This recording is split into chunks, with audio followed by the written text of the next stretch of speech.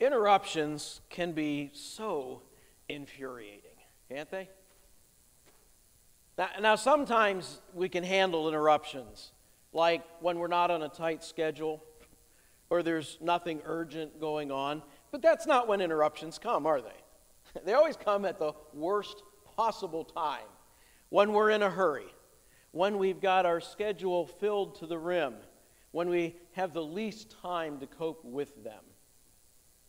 Or the truth is, interruptions are always there. We just really know about them when we're stressed and rushed, and they seem to get in the way.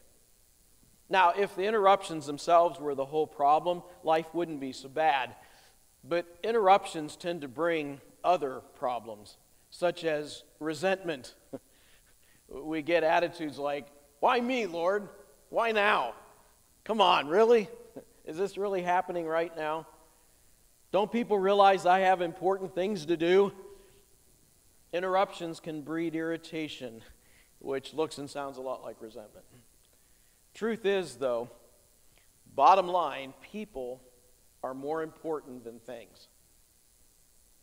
And if you break down the interruptions in our days, more often than not, they're people that are interrupting.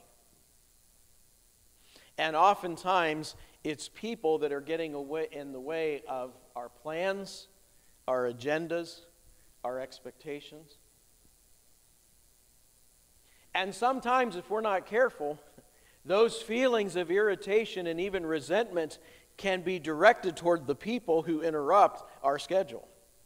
And we got to be careful about that, because people are more important than things like our schedule and our agenda. And that is something we see in the life of Christ. Jesus worked hard. His schedule was often very full. But you'll notice Jesus was never in a hurry. He was never running at a feverish pace. He had time for people. There are instances where it seems he spent a lot of time with one person. Think of the woman at the well in Samaria. One person took up a lot of his time. But for Jesus, that was worth it. These one-on-one interactions show us a lot about his priorities and how he would make time for what was really important. 55 years ago, Charles Hummel published a small booklet. It was entitled Tyranny of the Urgent. Widely hailed in business as well as Christian circles for its innovative take on time management, the book is really about priorities. The author related how an experienced factory manager once told him, "Your greatest danger is letting the urgent things crowd out the important." Let me say that again. Your greatest danger is letting the urgent things crowd out the important. That statement really stuck with him.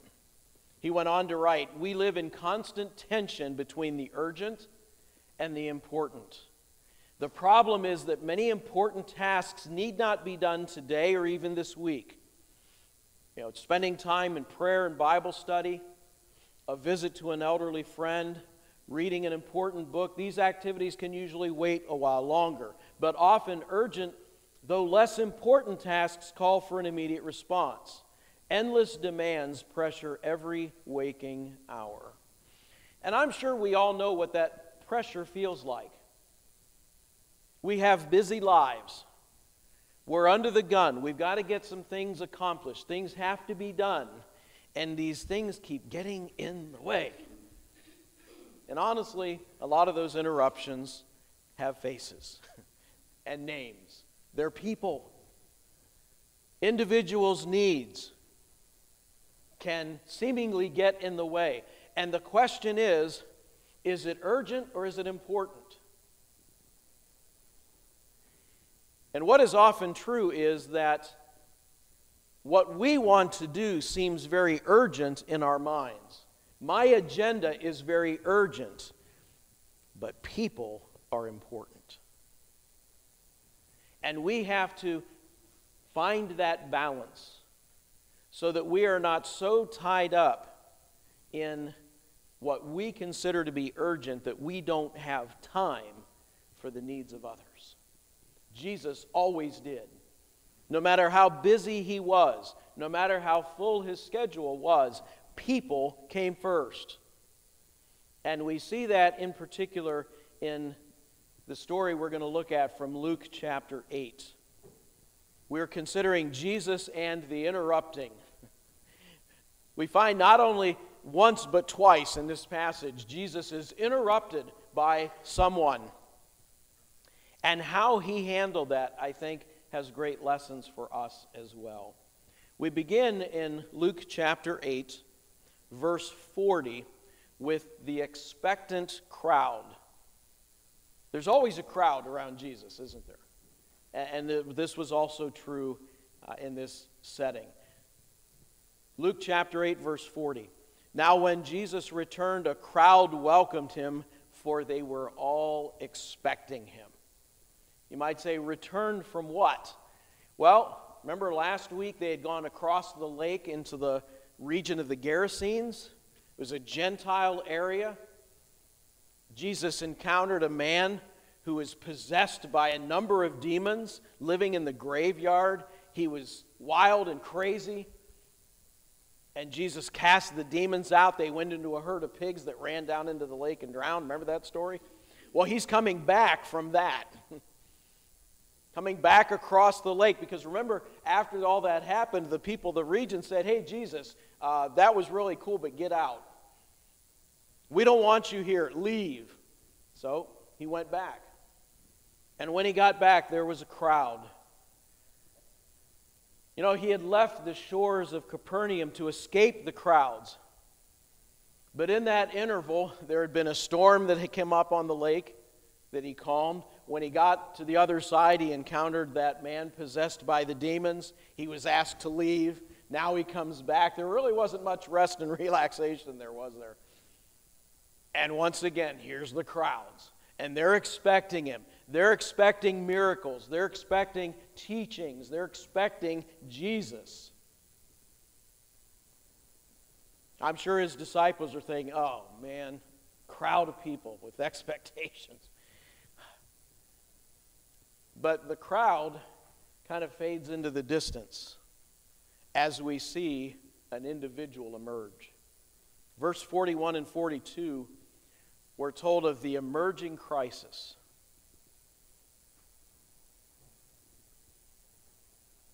Just then a man named Jairus, a ruler of the synagogue, came and fell at Jesus' feet, pleading with him to come to his house, because his only daughter, a girl of about 12, was dying.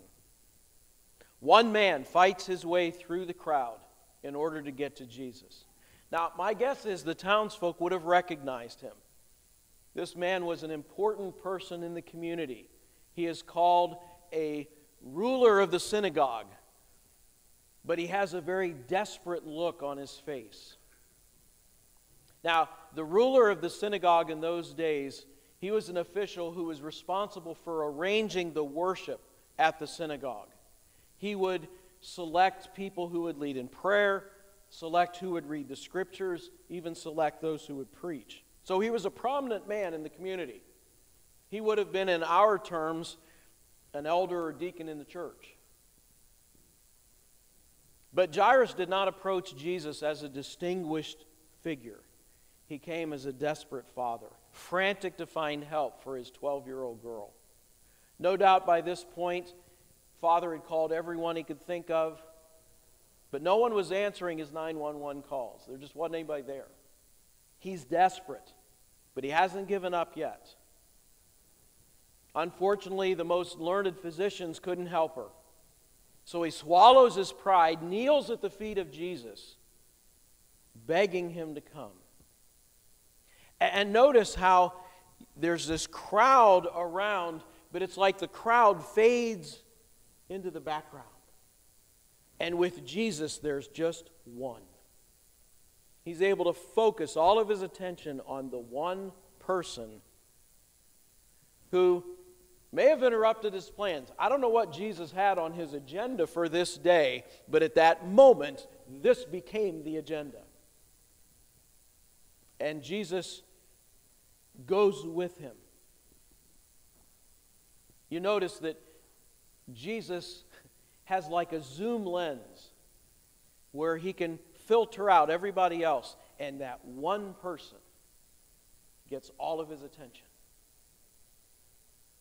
And that was his priority. For him, that's what was important.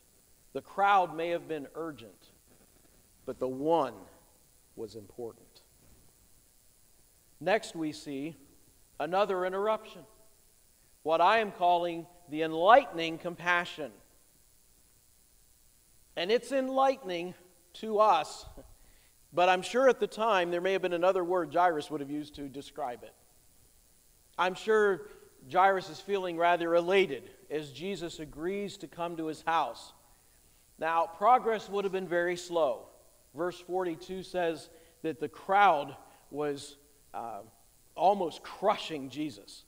You just imagine this throng of people trying to move toward Jairus' house, probably down a narrow street. And people are jostling each other, and you have 10 people trying to fit in an aisle that's 8 people wide. So there's a lot of commotion that's going on. Like an ambulance stuck in a traffic jam. Jairus' frustration must have been climbing. You can almost hear him saying, "Come on, people, clear the way. My daughter's life is on the line here." And suddenly the procession stops. Now, my guess is Jairus probably walked ahead several steps before he realized nobody else was moving, because Jesus had stopped. Why did Jesus stop? Well, we see in verse 43. A woman was there who had been subject to bleeding for 12 years, but no one could heal her. She came up behind him and touched the edge of his cloak, and immediately the bleeding stopped. "Who touched me?" Jesus asked. When they all denied it, Peter said, "Master, people are crowding and pressing against you." But Jesus said, "Someone touched me. I know that power has gone out from me." Then the woman, seeing that she could not go unnoticed, came trembling and fell at his feet. In the presence of all the people, she told why she had touched him and how she had been instantly healed. Then he said to her, "Daughter, your faith has healed you. Go in peace."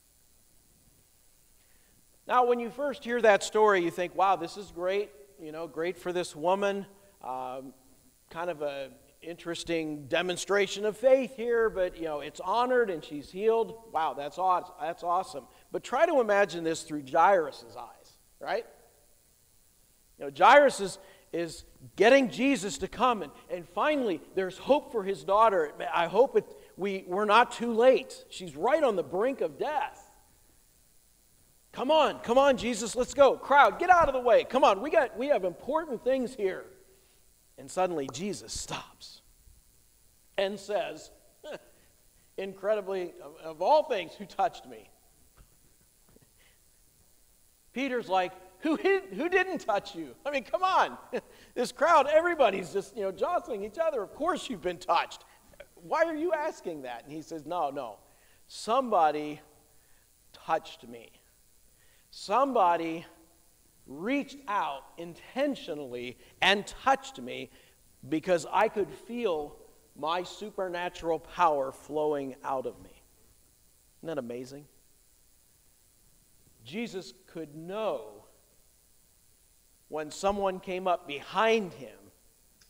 And when it says it touched his cloak, a lot of times I've seen pictures there. It's, the woman's laying on the ground. She's just barely reaching the bottom hem of his robe. That's probably not what it was. Literally, the Greek there says tassel. And men in those days would wear a tassel that would hang down about the middle of the back. And likely that is what she reached out and touched. But he stops. And even though that must have been very frustrating to Jairus, here's another interruption. Here is another important person that seems to be getting in the way of another important person, and yet Jesus stops what he's doing. Now think about it, and I'm sure Jairus did. Why can't you come back and talk to her later? Go heal my daughter, then you can come back and settle this with this person. Why are you stopping now? But Jesus stopped. That woman was just as important to Jesus as Jairus' little daughter. I don't want to make too much of this, but did you notice in the passage? She had had this condition of uninterrupted bleeding for as long as the little girl had been alive. 12 years in both instances. And we think, this would have been a problem. It's not really come across as life-threatening. It certainly would have been inconvenient to be, constantly bleeding. Understand, back then, when a woman was bleeding, she was considered unclean. She couldn't go worship at the synagogue or the temple. She could not even be around anybody else. In fact, you notice a bit of embarrassment in her reply. If the people had known that this unclean woman was working through the crowd to touch Jesus, everyone she touched became ceremonially unclean. And she had lived with this for 12 years. And Jesus saw that she was just as important as the person he was going to minister to. And he stops.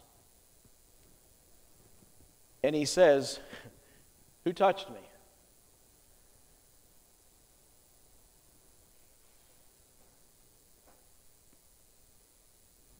Again, the people around are thinking, Jesus, come on. Everybody has touched you. Now, did Jesus really not know? Of course not. He knew. He's Jesus. He's the Son of God. It's kind of like when in the Garden of Eden, Adam and Eve had hid themselves, remember? They're hiding behind trees in the garden. God comes along and says, "Adam, where are you?" Did God really not know where Adam was? Of course he did. He wanted Adam to admit where he was. Same here. Jesus wanted the woman to come out and admit what had happened. You say, why? For one thing, if you look at this from her perspective, her faith had a little bit of superstition behind it, didn't it? If I just touch Jesus' clothing, I'll be healed. That's a little superstitious, isn't it? Almost magical. And people to this day are using that same idea. I don't know if they're still doing it, but I know for a while these TV preachers would say, "Send me money and I'll send you a hanky I blew my nose in," or something. I don't know. "And if you touch it, you'll be healed." Whatever. That's superstition. That's magic. That's not Christian. But there's an element of that in this woman's faith. If I just touch his garment. You say, well, it worked, didn't it? Yeah, it did. But what was it that worked? Was it the physical act of touching the tassel? No, Jesus makes it very clear, your faith has made you well. And I think one of the reasons why Jesus stopped and made this woman come out and admit what had happened was so that he could be very clear. This isn't a magic show. There's nothing superstitious about this. It's your faith that has made you well. And curiously, the word here for healed or made you well, in the Greek it's the word sozo, which means saved. Literally, Jesus says, your faith has saved you. That's important. Because not only was the woman healed from that physical ailment, her soul was saved. Why? Because we are saved by grace through faith. And even though her faith was not perfect, even though her faith was not maybe what we would consider orthodox, it was the faith in Jesus that saved her. And it's just one of those reminders that we don't have to have perfect faith. We don't have to have great faith. We just need to have faith in a great God. That's what saves. And that's what this woman had. And I believe Jesus wanted to point that out to her and to the crowd so that there's no misunderstanding. This isn't a magic show. Jesus isn't playing sleight of hand or anything else. This is operational by faith. And that faith not only healed her of her bleeding, her faith saved her. And then he uses the word, he says, go in peace. That word peace is shalom. Be well. Not only are you physically healed, but your whole person has been saved. And that woman was important enough to Jesus to stop what he was doing, to stop the very important mission that he was on, to make sure she understood what had happened to her. Now let's get back to Jairus. Can you imagine he's just behind Jesus' shoulder like this, tapping his foot? All right, Jesus, come on, let's go. All right, you got that? Let's go, come on. You got something very important you got to do. And then a messenger comes from Jairus' house. This is the eventual conclusion of the story. I'm sure this whole exchange must have been very exciting for everybody there except Jairus. He's like, come on, let's go. We got to go. And then verse 49, while Jesus was still speaking, someone came from the house of Jairus, the synagogue ruler. Your daughter is dead. Don't bother the teacher anymore. Try to put yourself in the sandals of Jairus for just a moment. How would you have felt? Jesus, are you serious? This woman had been suffering for 12 years. Another 30 minutes wouldn't have mattered. Yeah, you could have come back to her after you had gone and healed my daughter. There's a sense of urgency there. We got to do this right now. What are you thinking, Jesus? And notice the messenger's lack of faith. He says, it's too late. Don't bother the teacher anymore. Sickness is one thing, death is another. We have a saying in the fire service, you can't fix dead. And I'm sure that's what the people were thinking at the time. Well, too late. You know, it's nice for this woman, but too bad for that little girl. It's too late. That fact must have hit Jairus like a sledgehammer. Jesus, though, says to Jairus, don't be afraid, just believe, and she will be healed. Now again, we don't see it in our English translation, but in the original language, that last word in the verse is sozo. Just believe and your daughter will be saved. Completely restored. Jesus is challenging Jairus to act in faith, regardless of how things appear, regardless of what everybody else is saying. The same faith that healed that woman would save his little girl. Sickness or death doesn't matter. The results will be the same. And then we read the eventual conclusion, beginning in verse 51. When he arrived at the house of Jairus, he did not let anyone go in with him except Peter, James, and John, and the child's father and mother. Meanwhile, all the people were wailing and mourning for her. "Stop wailing," Jesus said. "She's not dead, but asleep." They laughed at him, knowing that she was dead. But he took her by the hand and said, "My child, get up." Her spirit returned, and at once she stood up. Then Jesus told them to give her something to eat. Her parents were astonished, but he ordered them not to tell anyone what had happened. Jesus goes in, raises the girl. He is the resurrection and the life. He can raise the dead. This isn't the only time he proved that point.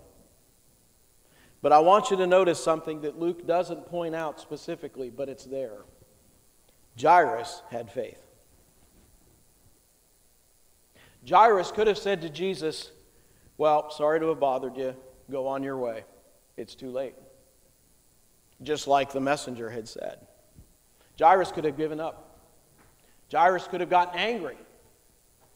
"Jesus, I can't believe you let this woman get in the way of my little girl. Now she's dead. I'm done with you." He didn't do that. He said, "Come on. Let me show you the way." And his faith opened the door for Jesus to come in and raise his little girl. Now, we see here, as in other occasions, Jesus tells the parents not to tell anyone.